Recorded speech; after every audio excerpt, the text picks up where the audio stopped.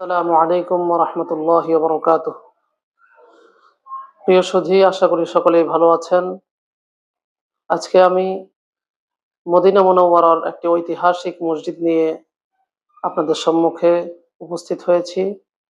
এ বিষয়ে ২-৪টি কথা বলবো ইনশাআল্লাহ। মসজিদে গামামা এটি ঐতিহাসিক একটি মসজিদ।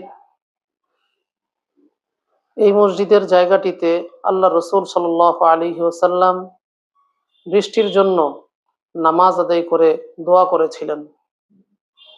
কিতাবের মধ্যে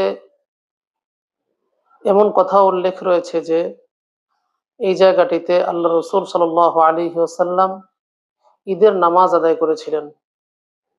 কিন্তু হযরত সাহাবায়ে কেরাম রাদিয়াল্লাহু তাআলা আনহুম আজমাইন আল্লাহ রসুল সাল্লাল্লাহু আলাইহি ওয়াসাল্লামের বৃষ্টির জন্য নামাজ আদায় করে দোয়া করার যে বিষয়টি, এই দিকে ইঙ্গিত করে সাহাবায়ে কেরাম রাদিয়াল্লাহু তাআলা আনহুম এই জায়গাটির নামকরণ করেছেন মসজিদে গামামা।